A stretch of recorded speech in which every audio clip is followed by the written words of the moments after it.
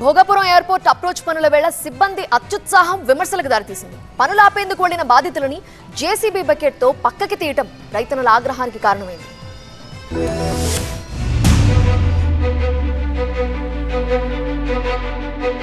నిరసన తెలిపితే పరిష్కరించాలి, అప్పటికప్పుడు సాధ్యం కాకపోతే సర్ది చెప్పాలి, అంతే తప్ప ఇదేం దుర్మార్గం. ఇక్కడ విజువల్స్ లో చూస్తున్న బాధితులది ఒకే కుటుంబం. సుమారు 40 సెంట్ల భూమిని భోగాపురం ఎయిర్పోర్ట్ అప్రోచ్ రోడ్ కోసం జరిగిన భూసేకరణలో కోల్పోయారు. వాస్తవానికి మిగతా వాళ్ళందరికీ ఇప్పటికే పరిహారం అందింది, కానీ ఈ ఒక్క కుటుంబానికి మాత్రం ఇంకా డబ్బులు అకౌంట్ లో పడలేదు. సో ఏం చేయాలో, ఎవరిని వెళ్లి అడగాలో తెలియక ఇలా ఆందోళనకు దిగారు. ఎక్కడ డబ్బు రాకుండా పోతుందో అన్న భయంతో పనులు అడ్డుకునేందుకు ప్రయత్నించారు. కానీ అధికారులు మాత్రం విషయాన్ని వివరంగా చెప్పి రైతుల్ని కూల్ చేయాల్సింది పోయి అత్యుత్సాహాన్ని చూపించారు. డబ్బులు ఎందుకు జమ కాలేదు, పోనీ ఎప్పుడు అకౌంట్ లో పడతాయో చెప్పాల్సింది పోయి జేసీబీ బకెట్ లో కూర్చున్న వీళ్లను ఎత్తి పక్కన పెట్టేశారు. అత్యంత అమానవీయంగా ఉన్న ఈ ఘటనతో రైతులు భగ్గుమన్నారు. ఇదేం పద్ధతి అని అధికారుల్ని ప్రశ్నించారు. కాసేపటికి ఎంట్రీ ఇచ్చిన పోలీసులు బాధితులకు నచ్చజెప్పి పంపించేశారు.